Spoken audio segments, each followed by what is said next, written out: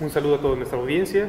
Nos encontramos en una emisión más en vivo para Proyecto Grado Cero desde el Instituto Nacional de Estudios Históricos de las Revoluciones de México en el marco del curso Constitución de 1824. El día de hoy nos encontramos con el doctor Imer Flores. Para ello estamos en la mesa. Alan Daniel. Y Aaron Rodríguez. Doctor, en verdad ha sido ilustrativa su ponencia el día de hoy y nos ha dejado pues dudas más que satisfacción, y es creo que la intención de las ponencias. A veces esa es la idea, a veces sí, claro. A veces no, pero no era mi idea, pero okay, te la acepto como válida la inquietud. Bueno, me agrada. No es mejor. Uno, es como si no solo escuchar una Eucaristía, como pero bueno, ya nos vamos a ir por otro lado. Pero a mí, por ejemplo, esta parte de cuando llegas a darse una conferencia y no hay una sola pregunta. Si yo tengo 200 preguntas, ¿no? Yo solito, yo mismo no me acabo de convencer de esto o esto, ¿por qué dan por hecho que todo lo que dice uno? No, entonces, no quería generarte dudas, pero a mí me da gusto que haya dudas, ¿no? Perfecto. Bueno, pues abusando un poco de la participación, yo quisiera reiterar sobre lo que usted había mencionado en un principio. Usted señalaba que el federalismo no es una forma de gobierno. Ahora, yo le pregunto, ¿por qué no lo es? Y atendiendo el caso mexicano, si lo es en el caso nuestro, o cuál es su situación al día de hoy. Yo lo que digamos tengo como presente es esa discusión de cómo entenderlo, ¿no? ¿Qué es el federalismo, ¿no? Sí, muchas veces lo repetimos y decimos un estado federal, pero bueno, ya estás hablando de estado, estás hablando de la nota federal, ¿no? Entonces parecería que por un lado a los estados, los puedes hablar de estados federales, estados unitarios, sería una forma de clasificarlos. Pero no acabo de estar convencido que eso sea lo que haga el núcleo del Estado, ¿no? La idea del Estado típica de los elementos, ¿no? La población, el gobierno, el territorio y que el gobierno sea más o menos soberano, ¿no? Para ese territorio y para esa población. Entonces, como Estado federal, creo que hay algo que se perdería en esa imagen, ya no me está dando, ¿no? Porque en el caso de un Estado federal, el territorio tienes un mismo territorio, pero tienes dobles competencias. Entonces, ya el Estado federal solito no me cuadra con este modelo, ¿no? Ahí me parece que la clave entonces es una república. Eso es lo que sí me parece que esa es la idea de cómo quieres estructurar esto, como una república en lugar de estructurarlo como una monarquía, por citarlo. Ahí es Maquiavelo el que dice que las que no son principados son repúblicas, ¿no? Entonces, básicamente la disyuntiva es o haces un principado monarquía o haces una república. Entonces esa es la forma de Estado, diría yo. La de gobierno, me parece que la imagen es esta idea de cómo lo quieres estructurar como aristocracia, como autocracia o como eventualmente una democracia.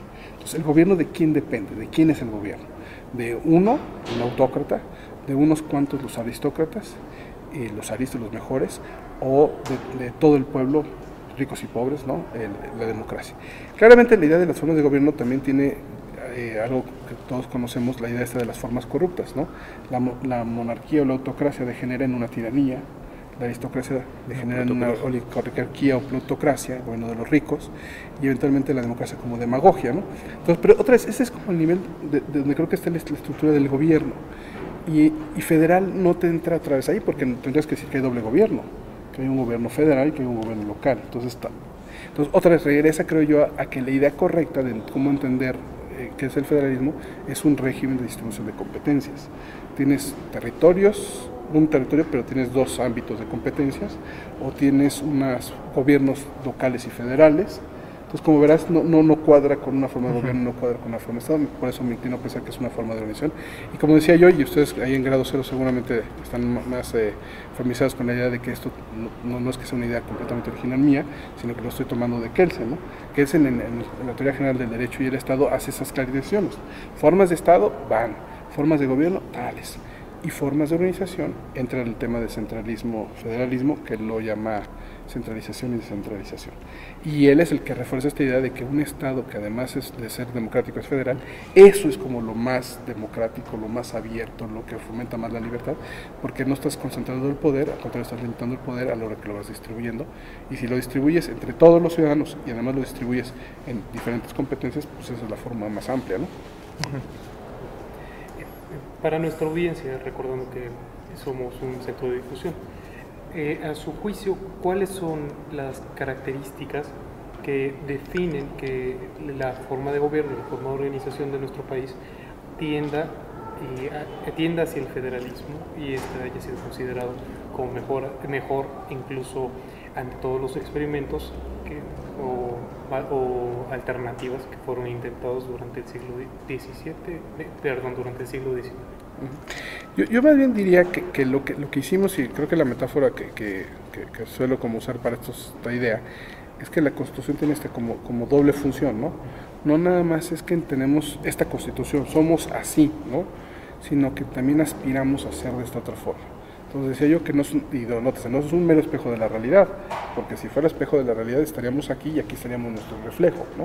Aquí el tema es que somos nosotros y cómo queremos ser. Entonces yo no quiero decir un espejo diferente, pero es como el futuro, ¿no? Entonces yo creo que ahí nosotros, curiosamente, lo que hicimos desde el 24, que salvo el paréntesis centraliza del 36 al 47, lo que dijimos fue, vamos a adoptar la forma federal. Quizás no somos federales, pero aspiramos a ser federales. Quizás no somos, y ahí creo que al revés, tendemos hacia el centralismo, tendemos hacia concentrar el poder, lo cual no me suena a mí necesariamente muy democrático. Como no me suena necesariamente muy democrático, por eso me parece que no es una buena idea centralizar el poder.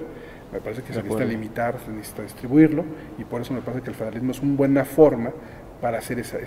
No estoy diciendo que ya seamos completamente federales, completamente descentralizados, pero eso es lo que al menos en el papel hemos dicho que queremos ser, que aspiramos a ser un Estado federal. Insisto, la Constitución del 17 es lo que dice, el texto del artículo 40 es lo que dice hoy en día. Que haya una serie de reformas que hayan venido en un sentido contrario, donde no necesariamente se ha fortalecido a las entidades federativas, y insisto, a la federación, sino que se debilita a las entidades federativas con la idea supuesta de fortalecer al centro, lo cual, insisto, debilita a la federación, debilita a la larga a toda la federación, no nada más a las entidades federativas, ¿no? Creo que lo que usted acaba de comentar se demuestra y se contextualiza el día de hoy, por ejemplo, con lo que fue la homologación del impuesto al valor agregado que se hizo en la frontera norte, que muchas entidades federativas de Baja California, de donde yo estudié la carrera, pues se encontraron en desacuerdo. Lo peor de todo es que tampoco encontraron una voz en la representatividad en el Congreso de la Unión, porque los diputados que supuestamente debieron haber representado la voluntad popular en este caso y las aspiraciones que tiene la entidad federativa no se vieron reflejadas. E incluso algo que se escucha en muchas entidades federativas, incluso el día de hoy en nuestro México, es que el centro, el Distrito Federal, muchas ocasiones no entiende o no escucha las voces de las entidades federativas. ¿Cree que es un problema que surge de origen desde la Constitución del 17 o desde antes? Digamos, el ejemplo que pusiste es muy buen ejemplo, no se me ocurrió a mí para la exposición o para la discusión.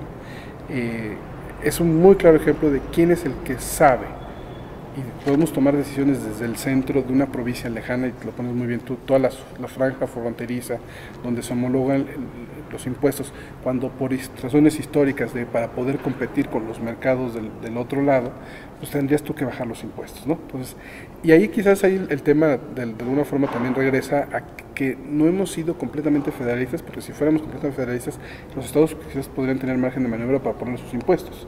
Y los de la zona fronteriza, te puedes imaginar que claramente tendrían que poner impuestos más bajos para competir con los vecinos, Así es, ¿no? Pero otros estados podrían mover otros impuestos con otras características, pero eso sigue reforzando que hemos vivido o que tendemos a instituciones centralizadoras. El tema fiscal, la necesidad de una reforma fiscal pasa necesariamente por el tema de que necesitaríamos descentralizarla y no mantener otra vez todo concentrado, porque por eso te explicas este tipo de decisiones. Necesitamos homologar todos los impuestos en todos lados y no estamos atentos a ver por qué es la razón de que esos tienen que tener un impuesto menor. Y lo peor aún, me parece que tienes tú el punto muy, muy claro, es cuando además que los interlocutores no los oímos, no les preguntamos, y si les preguntamos no los oímos y peor no les hacemos caso, no tomamos en cuenta lo que la gente nos está diciendo para cómo resolver estos problemas. Entonces yo ahí coincido con tu forma de entender el problema, ¿no? No creo que sea una cuestión que nos venga nada más de la Constitución del 17, no, yo creo que el problema lo traemos muy arraigado. El mismo debate del 24 te reforzaba esta sensación de que, aunque preservando, que lo ubicamos como el padre del centralismo, ¿no? Se había pronunciado por la República Federada, sí, a la forma de que, sí, pero necesitamos hacer un centro muy fuerte. Entonces, eso es parte de lo que yo creo que... Y en un país con gran Tlatoani, con virreyes, con presidentes, con caudillos, se refuerza la idea de que tendemos hacia el centralismo. Nótese, eso no necesariamente ha sido una buena idea, o no necesariamente ha sido... Nos hacen falta instituciones fuertes. Claro.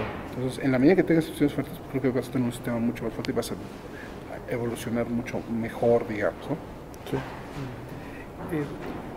Podríamos, en algunas perspectivas un poco más lejanas, acercándonos hacia la etapa virreinal de México, podríamos encontrar que el primer intento de centralización fuerte llega con las reformas borbónicas, cuando se reestructura desde la metrópoli la estructura de nuestro país, cuando se modifican todas nuestras circunscripciones políticas y de forma más importante las fiscales. Ello por la necesidad de recaudar impuestos de forma inmediata para financiar las guerras del monarca.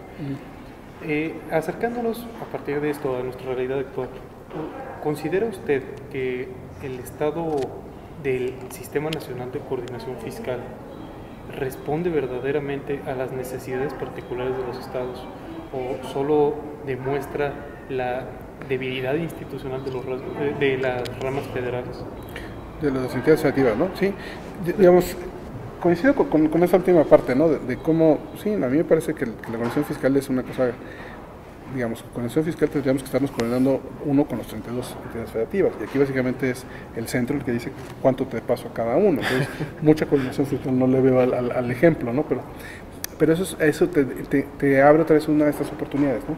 Cómo tendríamos que estarnos estructurando para verdaderamente funcionar de manera coordinada.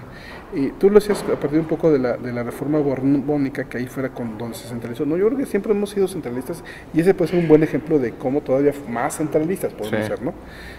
Yo hay el ejemplo a la inversa, donde me parece que se abre la idea de federalismo, donde empieza la idea a tomar un poco raíz, viene desde la propia Constitución de Cádiz, con la idea de las diputaciones provinciales. Eso es lo que empieza a abrir como la idea, se necesita descentralizar el poder, se necesita abrir el poder, y ese es creo yo, el gran mérito de la Constitución de Cádiz, es esa Constitución mucho más democrática, para la época muy de avanzada, ¿no? Más liberal, más democrática. Entonces eso me parece que es el ejemplo que había que tomar, ¿no? O que de ahí nace en buena parte de nuestras inquietudes actuales con el tema al menos del federalismo, ¿no? Una pregunta, en una entrevista que le realizamos al magistrado González Oropesa del Tribunal Electoral del Poder Judicial de la Federación, era que al día de hoy nuestras entidades federativas parece que se inhiben por sí mismas o se someten a través de una cláusula especial que tienen en sus constituciones, que dicen, todos los derechos reconocidos en la Constitución Federal serán los mismos para las entidades federativas. No, ¿usted consideraría que esto es una manifestación de una falta de activismo legislativo y que demuestra un centralismo, como del mismo modo una debilidad en cuanto al sistema federal? Porque si bien es cierto, existen facultades y competencias que son concurrentes entre las entidades federativas y la federación, que ya han sido resueltas por nuestra Suprema Corte de Justicia de la Nación, la Constitución como tal es un piso mínimo que rige para toda la federación y las entidades federativas. ¿Por qué las entidades federativas entonces se han limitado en legislar y poder ser más garantistas que el piso mínimo constitucional federal? ¿Es por ese centralismo? Yo creo que sí, de alguna forma el punto creo que va por ahí, ¿no? Los estados tienen su margen de maniobra en su régimen interior, pero tienen que hacerlo dentro de la Constitución. Entonces, el problema es cuando por el modelo federal, nuestro modelo federal que tiende a ser bien centralista, ¿no? Pues la Constitución ya nos dijo todos los derechos, pues ya no puedes, ¿qué más derechos hay si ya están todos aquí, ¿no? Yo sí creo que hoy por hoy, con el tema ya, la discusión esa se zanja un poco por la cuestión de la reforma en materia de derechos humanos, ¿no? Artículo primero constitucional, primer párrafo, segundo, tercero, te vienen a cambiar el esquema, ¿no?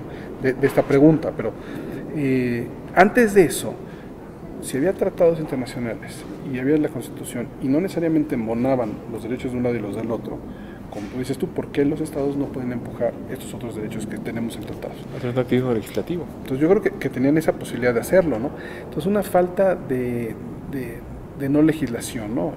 Un poco me recuerda a Savigny cuando decía que en la vocación para legislar, ¿no? Que no teníamos vocación para legislar, ¿no? Entonces, pero yo a veces pienso que es un problema más de falta de imaginación, ¿no? O sea, de cómo podríamos empujar derechos, ¿no? Sí capto que algunos de estos derechos son como difíciles, pero creo que sí, porque ya todo está más o menos previsto. O sea, ya más o menos, pero eventualmente hoy por hoy se discute, por ejemplo, el tema este del internet, ¿no? Que si en las plazas públicas tendríamos que tener derecho a Wi-Fi, ¿no? Sí. Para acceder a redes. Pues ahí podrías alegar que yo, Estado fulano, te voy a garantizar este derecho. ¿Qué problema tiene? No tiene por qué estar reproduciendo el piso mínimo, claro, que ya está en la Constitución, ya lo tenemos. Y digo, y nótese, no necesitas tampoco reproducir el piso que ya está en los tratados, porque otras ya están claramente reconocidos. En efecto. Nótese, ya estaban reconocidos en el 133 desde siempre, por una intervención espuria de la Corte, no se había reconocido, no se había entendido así, pero ahora el primero constitucional viene a reforzar el tercer párrafo, bueno, primer párrafo y luego tercer párrafo, que es el papel de los tratados internacionales en materia de derechos humanos. Y ahí quizás habría que matizar y decir, no nada más son los tratados de derechos humanos, sino aquellas partes de los tratados internacionales que tengan derechos humanos. Entonces yo ahí creo que, o sea, sí es un problema, creo yo, de falta de imaginación, falta de legislación, de pensar por dónde podemos empujar qué derechos.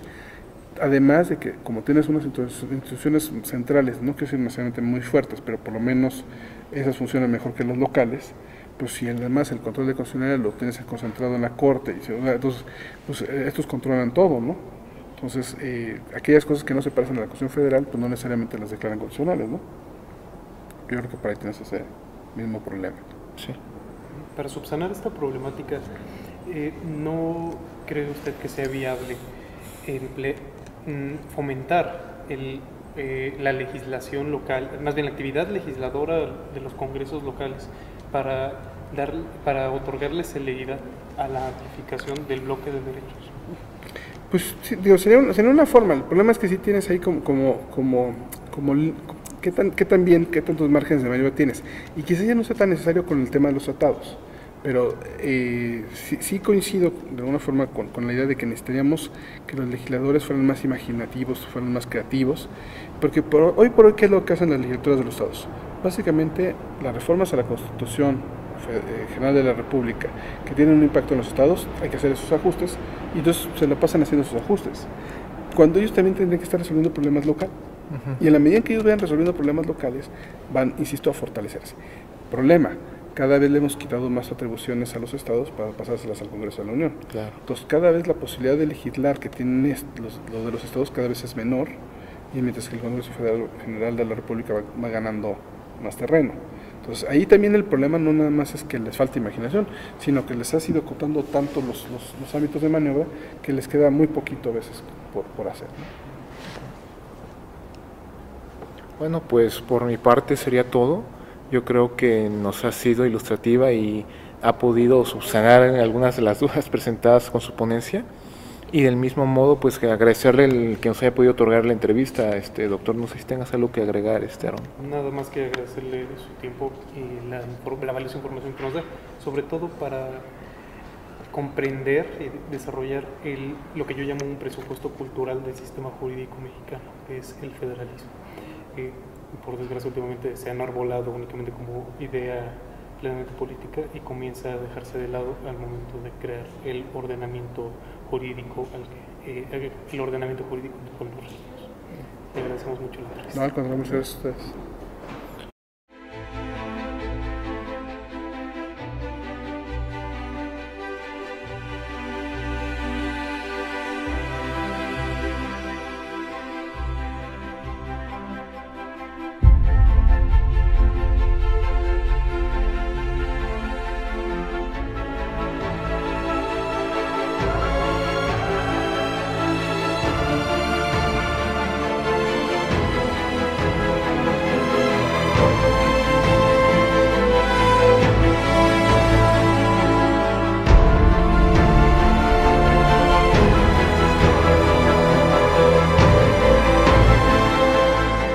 Y ahí es Maquiavelo el que dice que las que no son principados son repúblicas, ¿no?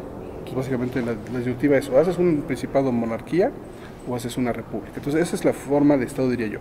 La de gobierno, me parece que la imagen es esta idea de cómo lo quieres estructurar como aristocracia, como autocracia o como eventualmente una democracia. Entonces, ¿el gobierno de quién depende? ¿De quién es el gobierno?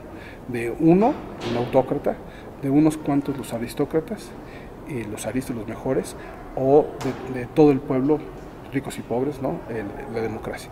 Claramente la idea de las formas de gobierno también tiene algo que todos conocemos, la idea esta de las formas corruptas, ¿no? La monarquía o la autocracia degenera en una tiranía, la aristocracia degenera en el marco del curso Constitución de 1824. El día de hoy nos encontramos con el doctor Imer Flores. Para ello estamos en la mesa. Alan Daniel. Y Aaron Rodríguez. Doctor, en verdad ha sido ilustrativa su ponencia el día de hoy y nos ha dejado pues dudas más que satisfacción, y es creo que la intención de las ponencias. A veces esa es la idea, a veces sí, claro. A veces no, pero no era mi idea, pero okay, te la acepto como válida la inquietud. Bueno, me agrada. No es solo mejor. Escuchar uno, es como si, no solo escuchar una Eucaristía, como pero bueno, ya nos vamos a ir por otro lado. Pero a mí, por ejemplo, esta parte de cuando llegas a das una conferencia y no hay una sola pregunta. Si yo tengo 200 preguntas, ¿no? Yo solito, yo mismo no me acabo de convencer de esto o esto, ¿por qué dan por hecho que todo lo que dice uno? No, entonces, no quería generarte dudas, pero a mí me da gusto que haya dudas, ¿no? Perfecto. Bueno, pues abusando un poco de la participación, yo quisiera reiterar sobre lo que usted había mencionado en un principio. Usted señalaba que el federalismo no es una forma de gobierno. Ahora, yo le pregunto, ¿por qué no lo es?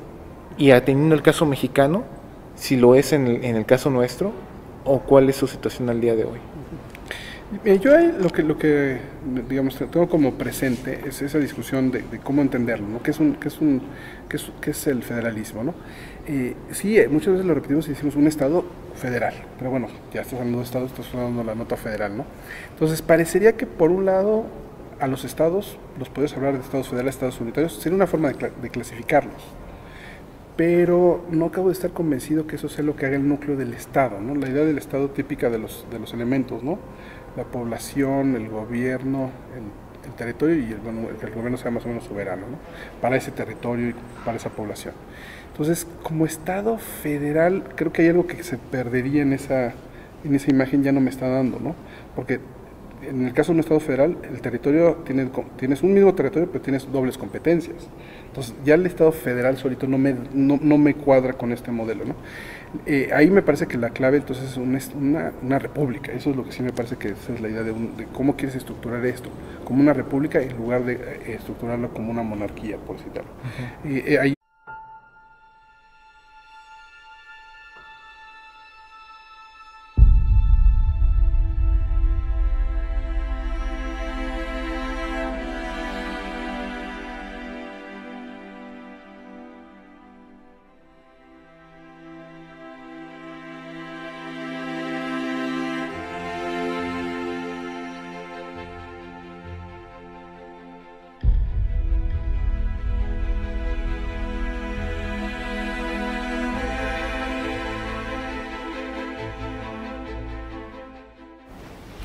Un saludo a toda nuestra audiencia.